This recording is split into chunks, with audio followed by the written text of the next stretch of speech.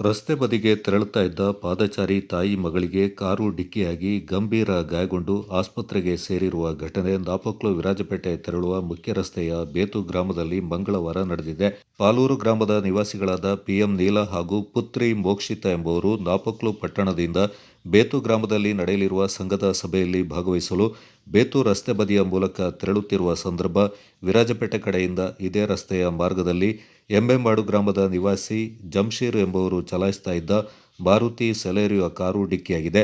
ಅಪಘಾತದ ರಭಸಕ್ಕೆ ತಾಯಿ ಮಗಳು ರಸ್ತೆಗೆ ಎಸೆಯಲ್ಪಟ್ಟು ಗಂಭೀರ ಸ್ವರೂಪದ ಗಾಯಗಳಾಗಿವೆ. ಪ್ರಾಥಮಿಕ ಚಿಕಿತ್ಸೆ ನೀಡಿದ ಬಳಿಕ ವೈದ್ಯರ ಸಲಹೆಯಂತೆ ಹೆಚ್ಚಿನ ಚಿಕಿತ್ಸೆಗಾಗಿ ಮಡಿಕೇರಿ ಜಿಲ್ಲಾಸ್ಪತ್ರೆಗೆ ದಾಖಲು ಮಾಡಲಾಗಿದೆ. ಸ್ಥಳಕ್ಕೆ ನಾಪೋಕ್ಲು ಪೊಲೀಸರು ಭೇಟಿ ನೀಡಿ ಕಾರೊಂದ ವಶಕ್ಕೆ ಪಡೆದು ಮುಂದಿನ ಕ್ರಮ ಕೈಗೊಂಡಿದ್ದಾರೆ. ವಿಪರ್ಯಾಸವೆಂದರೆ ನಾಪೋಕ್ಲು ಸಮುದಾಯ ಆರೋಗ್ಯ ಕೇಂದ್ರದಲ್ಲಿ ಆಂಬ್ಯುಲೆನ್ಸ್ ಇದ್ದು ಚಾಲಕನಿಲ್ಲದೆ ಗಾಯಾಳುಗಳನ್ನು ಮಡಿಕೇರಿ ಜಿಲ್ಲಾಸ್ಪತ್ರೆಗೆ ಸಾಗಿಸಲು ಪರದಾಡಿದ ಘಟನೆ ನಡೆಯಿತು. ಬಳಿಕ ವಿರಾಜಪೇಟೆಯಿಂದ ಆಂಬ್ಯುಲೆನ್ಸ್ ಕರೆಸಿ ಗಾಯಾಳುಗಳಿಂದ ತಡವಾಗಿ ಮಡಿಕೇರಿ ಜಿಲ್ಲಾಸ್ಪತ್ರೆಗೆ ಸಾಗಿಸಲಾಯಿತು.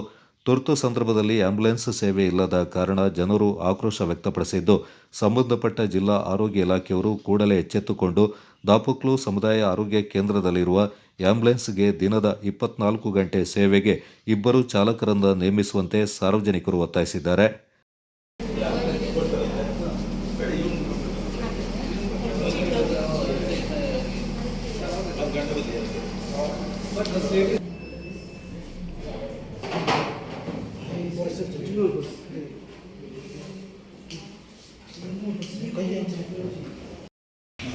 ಯಾರು ಗೊತ್ತಾ car?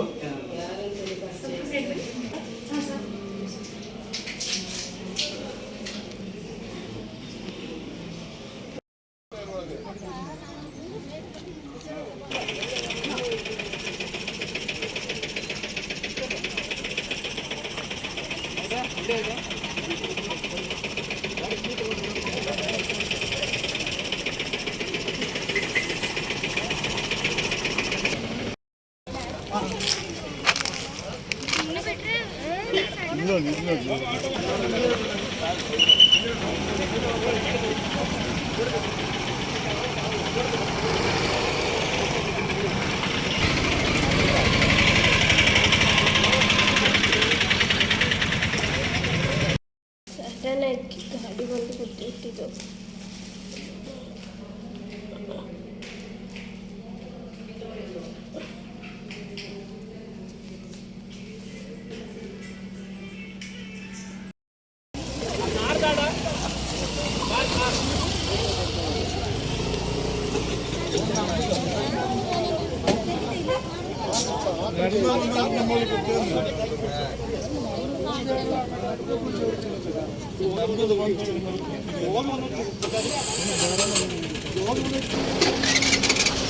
Kodagu channel news, Zakariya, Napoklu.